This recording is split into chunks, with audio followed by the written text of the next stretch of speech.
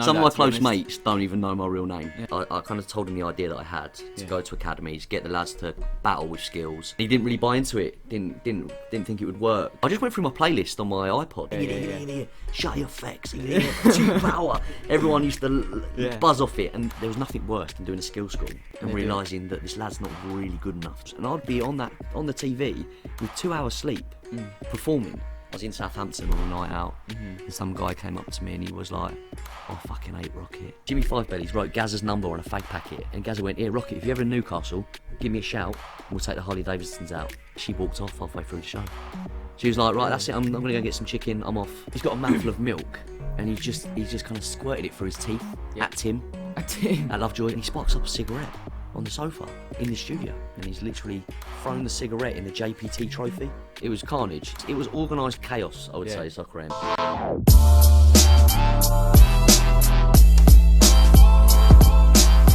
You're right, everyone, welcome back to another episode of the Great Big Chinwag podcast. Today I'm joined by a very special guest. Rocket, how are you, mate? Hello, mate, I'm very well, thanks for having me. Good. Firstly, for anyone out there who doesn't know who you are or what you do you want to just briefly sort of describe what you're up to? So I'm basically a lad that got lucky at 15, did work experience at Sky Sports, and got involved with Soccer AM just before it kind of went massive, really, and got on there doing a few little sketches and doing a little bit of presenting here and there, and then left after 19 years to come and join Joe, and now producer here at Joe.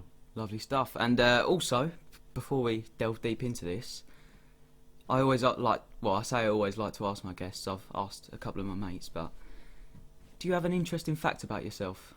An interesting fact? I'll tell you, well, the only one really is my only skill that I've got is I can spin a ball on a finger. On my finger? I can spin a ball on pretty much anything, actually, with a point. Anything with a point? Anything with a point. How handy is it that I've just happened to have a few random objects in my bag with points? What?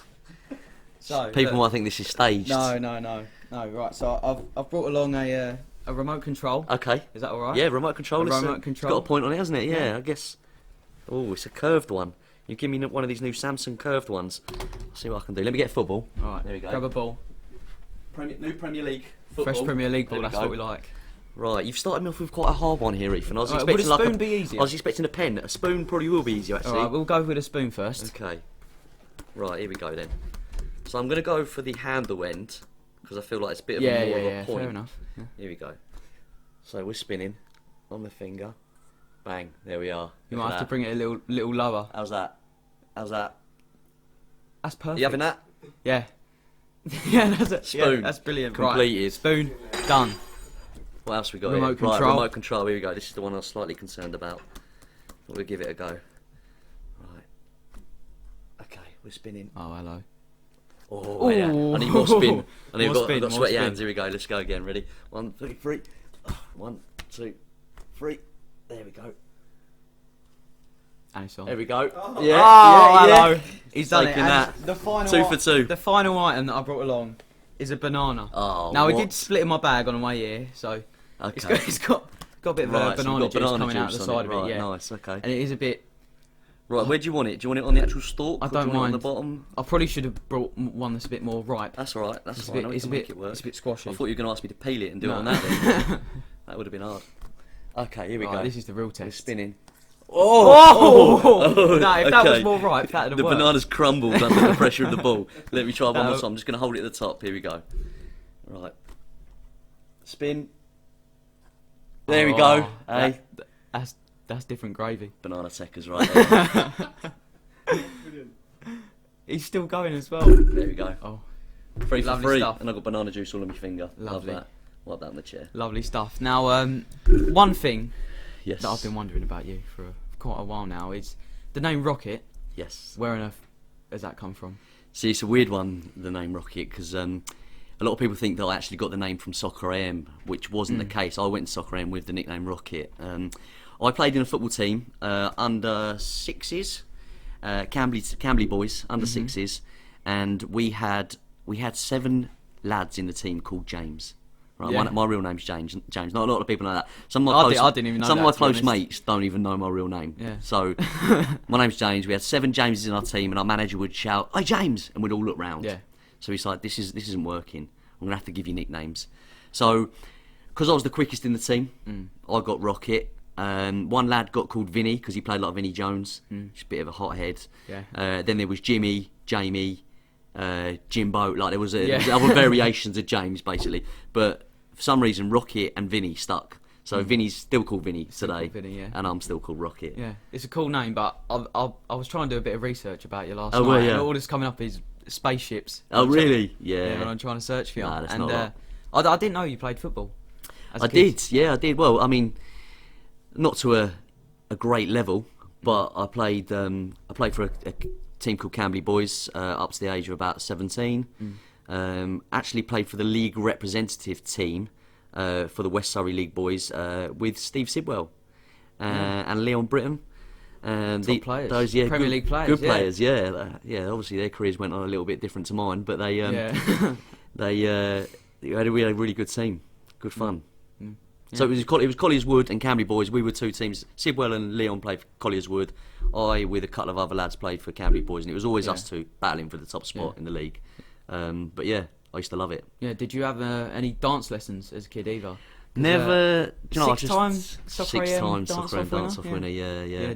Never. No lessons. No, it's all natural. Yeah, you know. all natural ability. Born with rhythm. Yeah. Did you get the tattoo on your bum as well? I did get the tattoo. Yeah. This was shocking. I don't know. My missus still hasn't forgiven me for this. So, Soccer M dance-off day. I was on the social media and I was encouraging viewers to send in pictures of tattoos, football tattoos. Got a few in, some rascal tattoos, and then Helen said, "Right, Rock, if you win today's dance-off, will you get a tattoo? Will you get 6 stars tattooed on your bum?" And I stupidly said yes. Like, of course, didn't think I was going to win it, and then ended up winning it, and that was it. Emails were coming in. Rocky, you better get that tattoo. You said you were going to get it. One person said, "Listen, mate, you got to be a man of your word. You got to get it done." So I had no choice really. I kind of made my bed, so I had to lie in it. So I went to a little tattoo parlour in Tottenham and got 6 tattoos tattooed on my backside. So is it? It's not just great, one mate. cheek, It's not or is great. It spread across the two? To be honest, it looks a bit like a tramp stamp. My missus was begging me not to get it done. She was like, "Please don't get it done. Please don't get it done." But I was getting so much pressure from everyone that I thought, I'll just get 6 tiny little stars, so you barely see them.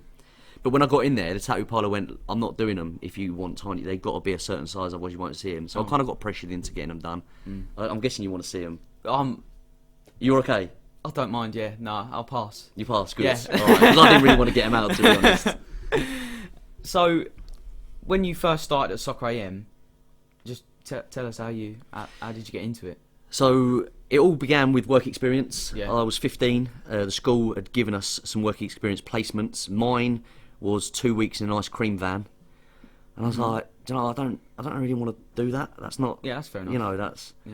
I actually swapped. I actually gave that to my fat mate Dean, and he had the best 2 weeks of his life. He came back buzzing, a stone heavier, but he was buzzing, and I thought, I'm just going to sort my own out. So I wrote, with the help of my mum, I wrote a letter, put a big yellow border on it, attached a picture of myself, and I sent it off to Meridian, ITV, Channel 4, Ginger Production. I literally peppered every media outlet I could with this letter. Yeah. Sky Sports, we only got ones that came back and said, "Look, we don't normally accept students under 16, but we love your letter. Come in and do 2-week placement." So I did a 2-week placement for the first week and a half. Just sat in edit suites, watching the guys edit cricket, edit golf, edit football. It was a bit boring, if I'm honest. Yeah. I was a bit disappointed with the work experience for the first week. And then on the last day, I met the Soccer M crew. So I met Sheephead, I met Fenners, I met all the old school Soccer M lot.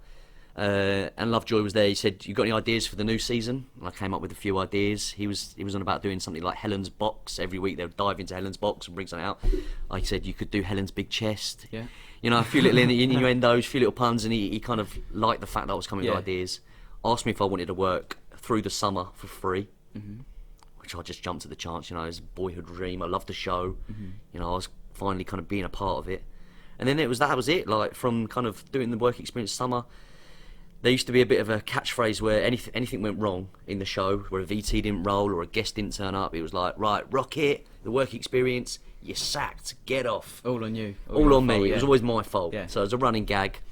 And that was it. Then my kind of profile grew, and they started to use me in more sketches and more things. And then I was there for a total of 19 years, and had an amazing time. You know, got to do some cool things. Turned on the lights at Stoke, Christmas lights. You know, with someone dressed as Father Christmas. And Angus Deaton was there.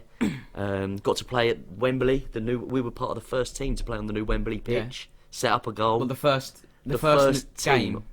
game on the new Wembley pitch, and I set up the first goal from a corner. Wow. That's lovely. So experiences like that you can't buy. Like, just had a great time. Yeah, priceless. Yeah. So, I mean, as a kid, I used to love watching Soccer AM. I'd sprint back to the car after football, get home, sit on the carpet. I wasn't allowed to sit on the sofa in the dirty kit.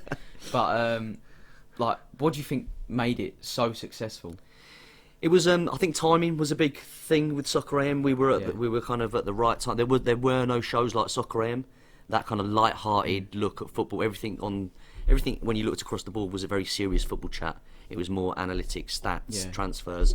Whereas we took a different approach. Our show was, I would say, football themed more than kind of football heavy. And it was like little offsprings like Skill School, and you know, you'd go out to the streets and talk to people about a topic that had come up that week, and your showboats and your third eyes and things like that people really started to love about Soccer AM. And I think the key thing that Tim Lovejoy was very clever at was making the audience feel like they were part of the show. And I think that was a real key factor to Soccer M's success. Yeah, I mean, they were always like in the studio. They were always like playing a big part of it. Yeah, you'd have 40 people in the studio watching the show. You'd have the fans that come on. The fans of the week. Yeah. You know, we'd have Forces photos where we'd encourage the Forces to send in pictures themselves. And every week we'd run the Forces photos. Yeah. You know, you'd have Soccerettes coming in. You'd have, you know, people would send in pictures of them watching soccer. We'd show that. Yeah. You know, you felt like you were involved in the making of this show, which I think was key to its success. Yeah, definitely. And on Soccer AM, you were never like the sort of the main presenter. No. But I think that's like why everyone loved you so much, because you'd only pop up for like the little fun bits. Yeah. As I was growing up, I knew you as Marouane Fellaini. Yeah. With the little afro on, well, the big afro on. Yeah. Skill School, you did Skill School as well. So, what was your favourite segment to film? There were a lot of segments. I really enjoyed doing Skill School. It was actually funny how that came about, because when Lovejoy was at Soccer AM, I kind of told him the idea that I had to go to academies, get the lads to battle with skills, a bit like breakdancing but with freestyle football. Yeah. And he didn't really buy into it. Didn't think it would work. So I was a bit disheartened, because I kind of believed in the feature. And then he left, and a new producer came in. Kind of told him the idea, and he said, "Go and film it, and then we'll see." Went and filmed the first one, edited the first one. First one was in the show. Made the show. So did you edited it as well? I sat with an editor, so I kind of, how it would work is you have an edit suite, and I would sit in with an editor who would push all the buttons, know their way around the whole edit system, and I would say exactly what I wanted, cut there, mix there, shorten that, shave a frame off that. So did you come up with the music as well? So my music is iconic. Music was my shout. Yeah, it was. I just went through my playlist on my iPod. Yeah. You know, I had like an iPod Nano at the time, and I was just going through it, and I was like, what song would work for Skills? And I always loved Shy FX. Yeah. And Shy FX T Power was just such.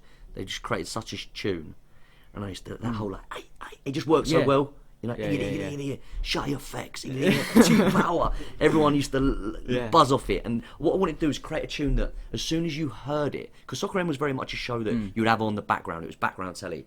You know, back in the day, it was 4 hours long. You know, when you probably watched it, it was probably more like 2 hours. Yeah. But I wanted to have a tune that people could hear from the kitchen and go, Skill School's on. Yeah. Got to get in and watch the skills that the lads have got. And that tune was just perfect for it. Yeah, even now, it's just heavily associated with it as well. Definitely. Isn't it? Yeah, you must have met some pretty decent players when you were filming the Skill School. Yeah, I met. Do you know what? He actually. Jordan Henderson did Skill School when he was at Sunderland. Champions League winner now. Champions League winner. So I actually tweeted him on the day that he won the Champions League, saying, "Mad, innit? How far you've come. Yeah. You know, from being a scholar at Sunderland, doing the skills." And he'd written, because it was all about the flourishes with Skill School. Everyone wanted to come up with the crazy celebrations. You know, it kind of sometimes it was hard for me as a producer trying to get the skills out of the lads, because all they wanted to do was get carried off on a stretcher, or you know, or get on someone's shoulders and balance the ball on the head. And I was like, yes, it's all good, but you need to have the skills to back up the celebs.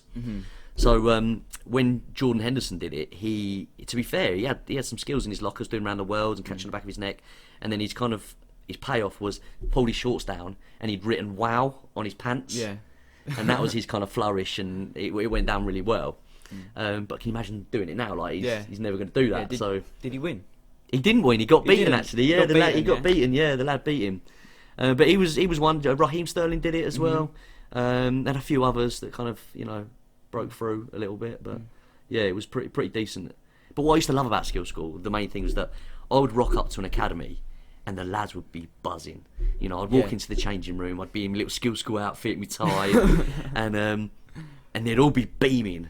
And it was just such a nice feeling to walk into the academy, and all the lads like, right, look it, right. Like, I used to buzz off that, and hear the ideas that they were coming up with that they wanted to do, and I sometimes had to kind of adapt a few of them because they weren't going to work. They were too long, and you had to really kind of get your little celebration in with like 3 or 4 seconds max, because otherwise it just became about the celebration rather than skills. So yeah, that was definitely a moment that I used to enjoy rocking up. Yeah, and when you were going there, did you know who was gonna you be never in it, knew, or did you just turn up? Never knew. They'd sort of just a lot of times the academy manager would put 2 lads forward. But I was always like, the boys know who's got the skills and who hasn't. So I used to kind of look to them. So I'd be like, right, who's got the best skills here? And they would point out a lad, and they'd say he's handy, he's tasty, and they'd be like, right, you 2 are doing it then. Because the amount of time, there was nothing worse than doing a skill school and getting to round 2 and realising that this lad's not really good enough to be doing it, and then have to kind of substitute him and reshoot the whole thing with the intro and with a different lad. That poor lad that kind of got substituted because he couldn't deliver. I used to feel so sorry for him, but I had to be brutal. I had to make sure that we were getting the best skills to make sure the feature was, good enough. So yeah, it was tricky at times, but yeah, loved it. Yeah, I saw a video with Robbie Knox a while ago, and he was talking about Soccer AM nights out. Yeah. Have you got any crazy stories? The one he was talking about, actually, I watched it. It was the night out with Gavin Henderson. And for those that don't know, Gavin Henderson was a rugby player, and he went out with Charlotte Church, who was an opera singer. Very famous at the time. Gavin Henderson had been on the show, and he was going out with Charlotte on a night out, and invited me and Robbie along. So we were like, we can't miss this opportunity. We went along, and there was Cristal on tap. It was a different world to what we would ever experience. Paparazzi just following him everywhere. And I remember we got on a rickshaw, one of the like things with the little bikes. And we jumped in the back, and I was quite drunk by that time. Well, I'm a lightweight as it is, but being like 17, 18, whatever I was, and had a couple of beers, and got a bit confident, a little bit cocky. Anyway, the paps are there, and I've kind of sprawled out like that across the shot. And they've taken a photo, and I got a call the next morning saying, "Rocket, go and buy the Sun and the Daily Star because you're in it." I was like, "What?" Front page. I think it was like the second page. It wasn't front page, but it was like Gavin Henderson with his drunk mates, and I was like, "Oh no, what have I done?" Poor Gavin, stitched him right up.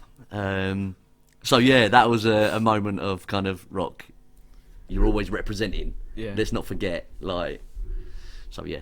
I didn't get a telling off, but I was close to getting one. From what I'm hearing, and from everything else I've seen over the years from the show, Soccer AM just looks so fun to be a part of. So what, in the end, made you decide to leave? Yeah, well, they didn't, to be fair, they didn't really get rid of me. I actually left. I'd been there a long time, and I'd kind of got to a point where, I say I hit a ceiling, but there was no real career progression for me at Soccer AM anymore. I'd loved what I'd done there, but it was time to try something new. I'd always been interested in the social media space, and felt like that, TV was going digital eventually. So I wanted to kind of get in before it really kicked off.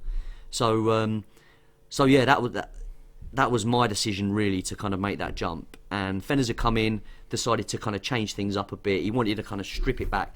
It had got a little bit silly, to be fair, just before Fenners took over, and I think he was right to strip back the nonsense, make it what it was always, a football show. he brought Bullard in, Lloyd, Yeah. and yeah, it just became a different show. You know, not necessarily bad, not necessarily better, Yeah. but it was different, and it was basically a show trying to find its feet again. You know, what was it? What are we trying to achieve here? Fenner's brought in the music aspect of it, like the live band, yeah. and, which is cool. So yeah, it was just different. Yeah. So you left because you sort of didn't think that you could get better and evolve anymore. Yeah, I've been there so long. Yeah. You know, like 19 years is a long time to be in any one place. Just wanted to change, and it was just timing. Timing was perfect. I'd got a message from Niall McGarry saying, "Hey, getting on at Soccer AM?" And I put good, but I'm always up for opportunities. And he went, "Well, let's have a chat." Next thing I know, we're in a bar having a chat, and I'm telling him what I want to do. I like my street football and my skills and my freestyle, and he was like, "Why don't you come and do that for us?" Yeah. So then I had a big decision to make, because obviously leaving a company like a show like Soccer AM and a company like Sky Sports to go and work for a company that was fairly unknown in the UK, like Joe, was a risk. Yeah. But it was one I was willing to take at that point. Yeah. So Niall McGarry is the Niall McGarry's He's the founder of he's Joe. the main man. Yeah, Yeah. he's the head of Joe. yeah, and for anyone who doesn't know what Joe is, because I mean, I think most people would have just seen him on Instagram, sort of taking the mick out of Premier League footballers. Pretty Yeah, much. well, you probably But would. You do a lot more than that. We do actually, yeah. We're probably famous for our head swap videos. So we've got an amazingly talented team that work on head swap videos, and what they'll do is they'll preempt results. So they'll have 2 videos ready to go Yeah. for either a loss or a win. So if United were to win, they'd have a head swap video of Jose on top of a bus with a wheel singing and everyone behind him. They'll take a kind of popular clip and turn it into something football related. If he loses, on the other hand, you know, the wheels or the bus will fall off, or they'll have something that's relevant to the result. So it's all about getting it out there quick. As soon as the result is in, the content goes out. Yeah. So And it's the shares. someone could spend their week making a video that doesn't It'll even never see the light of day. Yeah. It's a tough job. Yeah. Especially if you're really pleased with something in the video and it doesn't work out how you want it. Yeah. That works Yeah. wasted. It all depends just on all just a depends, football result. Yeah. All in a football result. But yeah, we do a lot more than head swaps though. We also do. We've got some great journalists here. Our Joe political channel, Politics Joe, is just flying at the moment. Honestly, the guys are so learned in politics. I don't even try and get involved in those conversations because I am out of my depth. Yeah. But we've got some bright guys here doing big interviews. You know, did one with Gary Lineker recently about his views on Brexit, and absolutely flew. And then we've got the stuff with the shows that we're doing. You know, we've got Liquid Football, sponsored by Paddy Power, Kelly Cates, John Waters, and That's where we are right now. which is where we are on the set. We've got House of Rugby with James Haskell, which is absolutely flying, biggest rugby podcast in the UK. We had Swanee's cricket show that we did recently, just come to an end. We've got TKO with Cole Frampton. So we're doing lots of shows, we're doing lots of interviews, head swap videos. We've got our fingers in lots of pies. Yeah, bit of everything. Bit of Yeah. everything. It's good. So, what would you say for you is the next step for your career? Well, I'm loving producing stuff at the moment. I'm quite lucky in the fact that I'm able to present and produce. Yeah. So you know, I did an interview with Jose Mourinho recently. You know, career highlight, a career, like probably the biggest opportunity that I've had in a long time, to go and sit down and speak to Jose Mourinho. And the idea was for me to create some engaging content, get a bit of personality out of him. You know, there's lots of interviews with Jose about titles he's won, about players that he's played with. I wanted to do something that was a little bit more fun and got a bit of Jose's personality out, because you don't see it very Something a often. bit different, yeah. Something a bit different. So we went with the idea of the idea that we came up with was manager or movie star. So we got quotes from managers and we got quotes from movie stars. We jumbled them up and we said, Jose, is this a quote from a manager or a movie star? And it was great. Got some real personality out of him. Got to talk about Brian Clough. Got to talk about, you know, Louis van Gaal saying these quotes, and he was surprised when Brendan Rodgers had said this quote that was so poetic. Yeah. That he said there was no way a manager could say that, and it was Brendan Rodgers, and he kind of laughed and went, "Brendan said that." And I got some like really nice bits, so that was cool. So yeah, so what I'm saying is I'm lucky the fact that I can produce and present. So you know, at the moment I'm just enjoying the opportunities that I'm getting. You know, I've got one. The great thing about working for Joe is that it's not just football. I love football, Yeah. but also I love comedy, and I love trying new sports. So when I first started, I got the opportunity to go over to New York and film with the New York Jets, go behind the scenes, kind of meet the conditioning coach, you know, amazing experience. Got on the pitch during the game, and I've got like the main guy coming up to me and doing a celebration with me during the game. Yeah. I was just like, this is unbelievable. I'm here in New York on a pitch. It's just like, it's a different world. Went to the tailgate party, so all the guys have got their big trucks. They're down like the barbecues, the meat's flowing, and like beers, and you know, we're doing shots, and it was just like, it was a different world. Yeah. Completely different to football. Went over again to New York recently and filmed with the Impractical Jokers. Amazing. Like, to be fair, I had to think on my feet on that one, because the original idea was that I would go onto the streets while they were doing their thing, and I was going to have an earpiece in, and they were going to get me some doing some challenges, say this, say that, and I was a bit nervous because I didn't know what they were going to get me to do. Anyway, a day before we were due to do the shoot, they said there was a weather warning coming in and we wouldn't be able to do the shoot. So I'm thinking, shit, we've come all the way to New York, and now they just want to do a tour around their office. I was like, no one wants to see a tour around their office. So thought on my feet and thought, well, what if they set me the challenges? If they come up with some challenges to set me and see if I can kind of, I'm worthy of being an Impractical Joker, then I don't need them to be on the streets. I can just go and do it. So they set me challenges. One was hug a stranger for 30 seconds, which is horrific. Tickle fight someone. Yeah, I saw that. Hang up someone's phone while they're on it, which is probably the hardest thing you can ever do. You touch someone's phone, they're going crazy. Close talk someone, so you have to literally get in with like 2 centimetres of someone's face while you're talking to them, and a few others.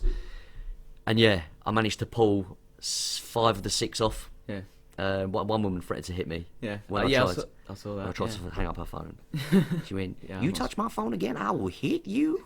I was like, okay, this has got to end. Yeah, I'm going to get smacked. Yeah. So, do you have any advice for any sort of like upcoming young sort of presenters or producers who want to get into sort of the media and the sports media? Yeah. My advice would be, work experience is a great way to get into any company. You know. You've got to show hunger.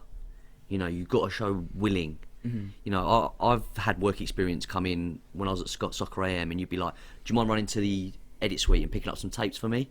And they'd be like, oh, "Do I have to?" And I'd be like, "You've got such an opportunity here to get into TV. You know, if you're good, we'll get you in. You know, if like you did, like I did. You know, like the same. Like, it's full circle. You know, if you show that you're keen." You know, I remember looking back as a kid, like doing work experience at Soccer AM. I would sleep in the green room. You know, I wouldn't go home some nights, and then I'd be up at 5 in the morning, do rehearsals, and I'd be on the TV with 2 hours sleep, performing. And it's just what you did because you wanted to get on, and you knew what it took to make a show. So when I see that hunger. We've got a couple of lads here who work at Jack Parry, who did work experience, now got a full-time job here, and he's absolutely smashing it because he knew what he wanted. He had that drive, and he wouldn't let anything get in his way. Nothing was ever a problem. You know, he'd bend over backwards to do what you wanted, what you asked for him. That's what you need to be like. You need to be committed, and you need to be flexible, and you need to kind of have that hunger. So work experience is definitely one that I would recommend. Also, like what you're doing, Ethan, I think it's fantastic what you're doing, mate. I think your YouTube channel is absolutely brilliant. Thank you. The content you're putting out is brilliant. The editing, I think your editing is unbelievable. You know how to hit beats and how to keep people engaged. My advice to anyone would be, get an Apple Mac, get a computer, start editing. Even if it's just like homemade videos, get used to the software. And it just gives you so much freedom to be creative, you know? Yeah, if you can't afford an Apple Mac, then what would you say? To be honest, I'm not an editor, so I wouldn't know really what software to get. But just try it. You know, you might not want to be an editor, but it's definitely a good thing to have. You know, another feather in your cap if you can edit. You know, you did work experience with us for 2 weeks. And normally I was away for one of those weeks. But the edit you put together, we went out and we did a feature, didn't we? Shot a little video, So we shot a little feature on the new rules in the Premier League. 9 new rules. rules on like you have to when you subbed, you have to go off at the nearest point of the pitch. Yeah, just silly rules. Silly, but we made up some. We made Yeah. up some fake ones. You know, like Yeah. players not allowed to spit on the pitch anymore because unhygienic. And then we went to the general public and got them to tell us whether they thought the rules were real or fake. Yeah, got some Did decent that. reactions. Got some great reactions, but the edit was on point. You know, I had people at Joe going, "Who edited that?" And I was like, "It's Ethan. Did work experience." They were like, "We need to get him in because of the practice that you'd put in. You know, the time that Yeah. you spent doing your YouTube stuff, it paid off because now we're hungry to get you in." Yeah. So I would say, work out what you want to do at an early age. Yeah. And if you don't know, try lots of different things. Yeah. You know, I didn't know that I wanted to be in TV. I kind of fell into it really. Yeah. I had an idea that I wanted because I sent the letters off, but Yeah. didn't know if it was definitely what I wanted to do. But yeah, I've never looked back. So Yeah. I'll just say, have that hunger. You know, don't let anything get in your way. Yeah. Don't make excuses. Just get it done. Did you? So you had an idea you wanted to come into like sort of media, but did you know?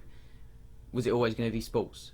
Not really. No, I would have done anything really. Yeah. I was into entertainment. To be honest, I'm more of an entertainment producer, I would say, than a sports producer. In the fact that I like to make entertaining content that's sport themed. Yeah. But no, I didn't really know what I wanted to do. I kind of got the opportunity at Sky Sports and then never left basically, and that's how it happened. But you know, it's not going to work for everyone. But if you don't put yourself out there Yeah. and put yourself in the mind of an employer, you know, I thought they must get hundreds of work experience letters. How do I make mine stand out?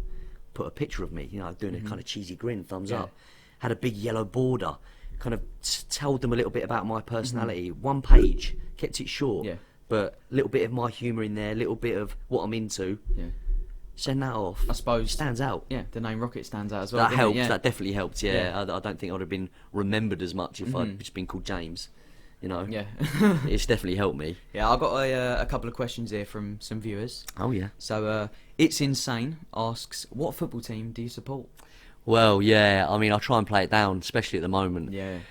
I used to have a season ticket at Brentford. I went for like 3 seasons. I used to go and watch Brentford play after Soccer AM, and they were kind of like, I would say they were my team. Yeah. But I was brought up a Man United fan. Yeah. My dad was United. His dad was United. So this is pre-glory years. Yeah. So I'd always kind of had the Man United pushed on me a little bit. And, you know, growing up in the glory years of, you know, your Beckhams, Ronaldo's, Scholes, like, it was hard not to embrace that and kind of, you know, enjoy the glory and the Champions League final by Munich. Like, that game was just unbelievable. Me and my dad, like, cheering with it. It was like a real kind of father-son moment where you shared an experience and we were out in the street, shit. Like, I'll never forget that. So, yeah, I'm a United fan. Soft sort for Brentford. Yeah, why Brentford? Is that... Brentford was literally the closest ground to the Sky Sports Studios. It's down the road. Oh, right, okay. We used to do a lot of filming there. We'd use the pitch. When I dressed up as Flaney, and say Flaney scored one weekend, I would put on the gear, put on the wig. We'd show Flaney's goal, but at the point of the celebration, we'd cut to me on the Brentford pitch celebrating. Yeah. So little gags like that. So Brentford were great family club, and they were like, "Look, right, come down, have a watch." And I used to love it. My mates who I went to college with were Brentford fans, Yeah. so it kind of just happened Made sense. organically Yeah. like that, and I got a love for it. But then after 3 seasons, I started to get like I was working hard on the show, and I was tired. You know, when the show had finished, you'd have 2 hours sleep. All you wanted to do was go home and sleep. So I was kind of falling asleep at the games, and I was like, I'm just not feeling it anymore. Got a girlfriend, you know, other priorities kind of came in. Yeah. But yeah, I still, imagine. you know, it's hard being a United fan at the moment Yeah. with the way things are going. Yeah, what are you Ollie in, Ollie out? I don't know. I do like Ollie. I feel like he was a bit of a short-term fix, if I'm honest. I feel like we need someone with a bit more experience. Who that is, I don't know. But something needs to change, and I don't know whether it's from the top, really. Maybe something needs changing the board. Or... Yeah, loads of people are saying like need a new director of football or Yeah. whatever. But It's tough, mate. It's hard to see it, really, Yeah. because you're used to a certain style of football. You know, the United way was very much attacking football. Yeah. Jose came in and played very defensive football, which wasn't United's way. It was frustrating as a fan. yeah, I don't know. It's not looking good at the moment. no, Well, not that's at all I know. Not at all. What are you, So something needs to change. are you 12th? Or have I 10th, imagined I think. that? I think we were 10th the last time I looked, and probably might be 12th. Yeah. I've stopped looking. It's too depressing. I can't even look at the table at the moment. I'm loving it at the moment. I bet you West are. Ham, Yeah, flying. Yeah. Happy hammer. Got a nosebleed. Anyway, Yeah. Grace O'Donoghue asks, how good is it being famous, and is it stressful? Well, you have to ask someone that's famous. You know what I mean? I've got quite a nice level of fame in the fact that I'm known amongst football fans. But if you're not a football fan that watch Soccer AM, you have no idea who I am, which is quite nice. So I can go out and still be me without getting hassle. Yeah. Tubes has got it to a slightly bigger degree in the fact that he's been a bit more prominent on Soccer AM and as a higher profile. So I feel like he gets a little bit more grief than maybe I would. But I'm also lucky in the fact that I worked on Soccer AM. It was a light-hearted football show. I'm not a Big Brother contestant. I'm not a Love Island star. Generally, all I get is positivity. Oh, we love Soccer AM. We love what you did on there. Yeah. Or we love the stuff you're doing on Joe. Keep up. It's nice. Yeah, I've only had one occasion where I was in Southampton on a night out, and some guy came up to me and he was like, "I fucking hate Rocket." And Really? I was like, okay. And I was with my mates and just kind of laughed it off. And he went, no, I absolutely fucking hate Rocket. What? And he was kind of starting on me a little bit, and he was like fronting, and I was like, right, this is either going to go one or two ways, right? I can retaliate and we get in a fight, and then I'm the one that suffers. But it's over for him, obviously. But I'm the one that suffers because if Sky Sports get wind of it, it doesn't reflect well on me being out fighting. Yeah, of course, So I decided to walk away, and I think it was the best decision in hindsight. He's just some lad showing off to his mates. But it is hard sometimes to walk away when they're pushing buttons and they're saying things about you personally. Yeah. But you just got to be the bigger man. It's sometimes I'm not a fighter as well. Like, I don't want to fight anyone. Like, look at me. You know what I mean? I'm not a hard man. Like, I'll just I'm a lover, not a fighter. Yeah. So to have that was a bit of a shock. But generally, it's fairly nice. Yeah. Have you had any sort of awkward experiences with people coming up to you and saying things? I get people shouting tubes at me a lot. Tubes? Yeah. So they're like... That camera's just gone off.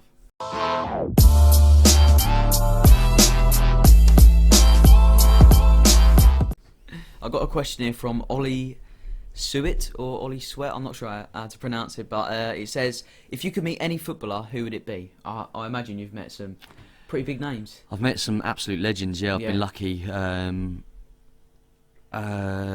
Biggest footballer I'd like to meet. I did a bit with Rooney when he was doing the street soccer stuff with Coke and the answer. What was the show he did? It was Wayne Rooney Street Striker. That's the one. Yeah. Wayne Rooney Street Striker. I love that. So I've kind of interviewed him a couple of times, and I went and did the Wayne Rooney Street Striker course, and he had to rate me and say whether he thought I'd make it or not, and he said no, which I was devastated about. But I had a really bad touch. I was caught off guard. I wanted to have another go to show him, but so Rooney's great. But the one player that I would really like to meet that I've known is Beckham, just because he's such a legend, isn't he? Like, he's just the man, and being a United fan as well, growing up watching Becks, and I can imagine. I feel like he would have probably watched Soccer AM occasionally as well. So there might be like I vaguely remember you. So it'd have been, but Becks is definitely up there with the one that I would love to meet. Yeah.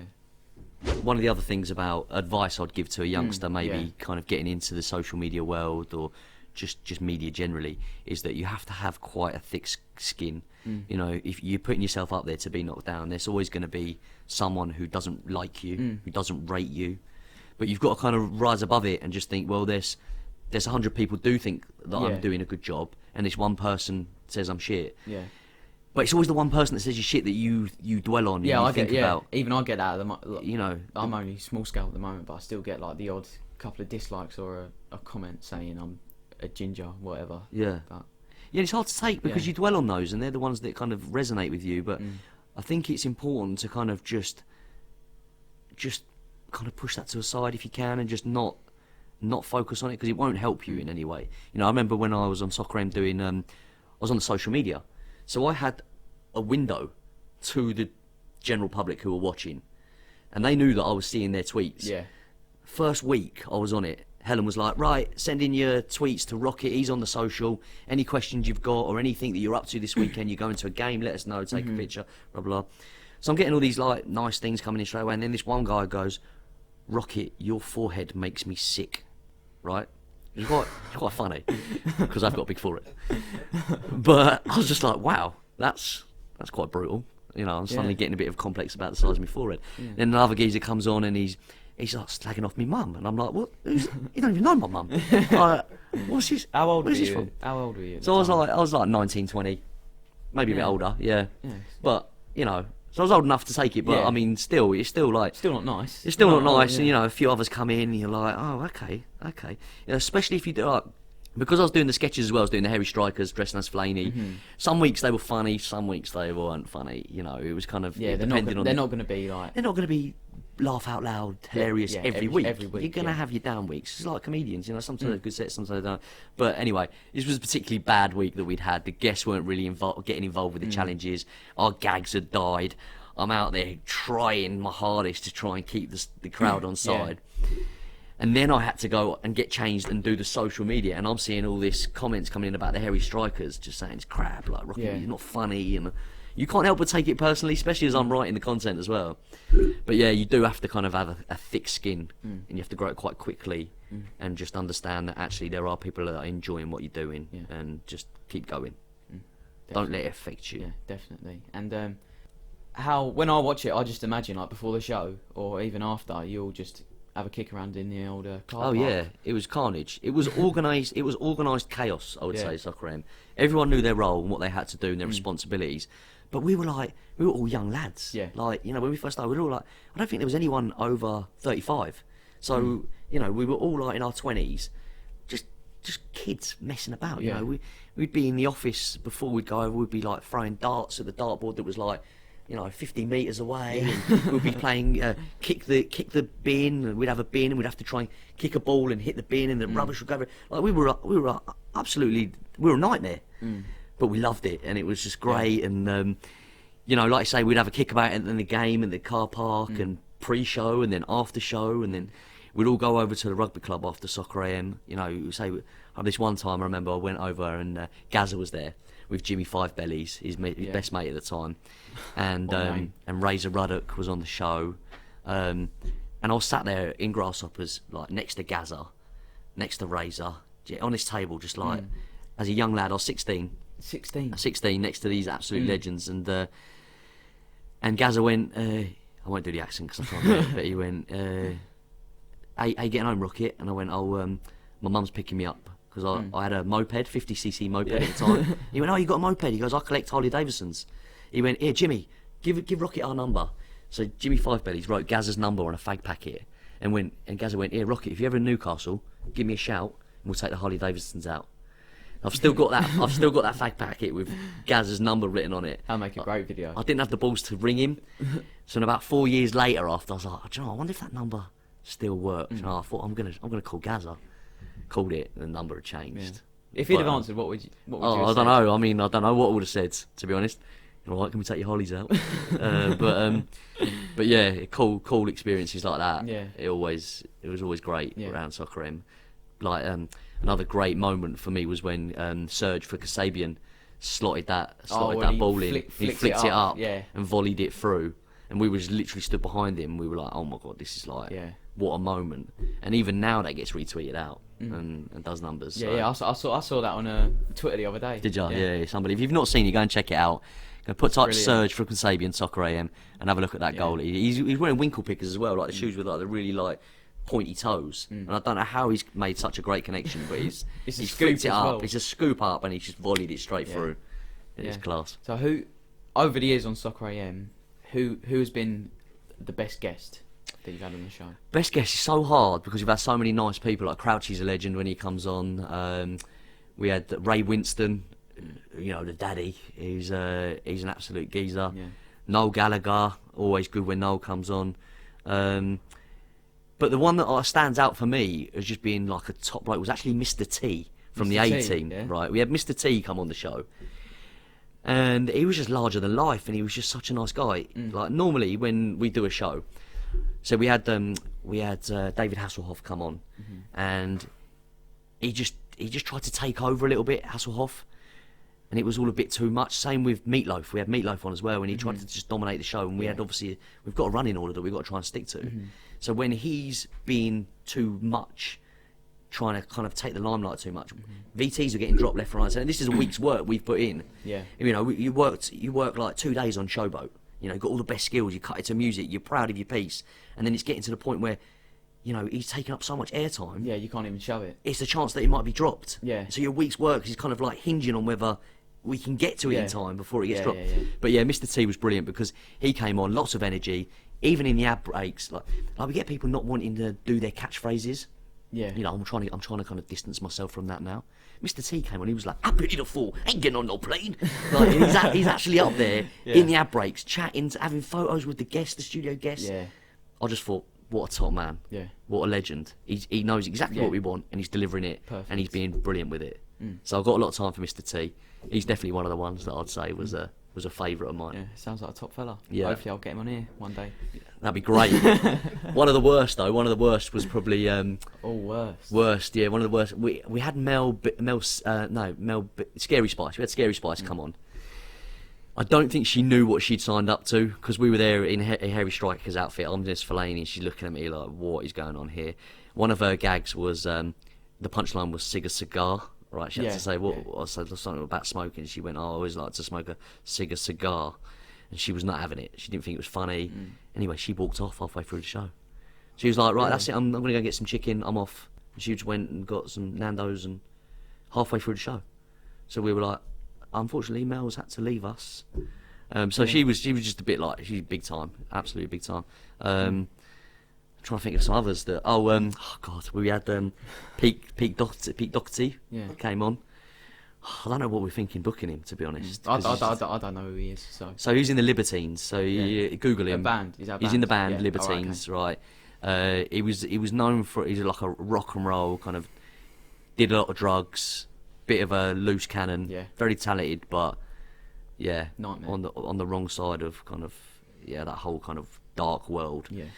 Anyway, he came on and was out there, and they're drunk. They've come on drunk. They've done a gig, and he's got a crate of Kronenberg in his hand. And I'm like, "Oh, Pete, you're not actually allowed to bring those onto the show." He was like, "I do what I want, mate." I was like, "Okay, okay, Pete."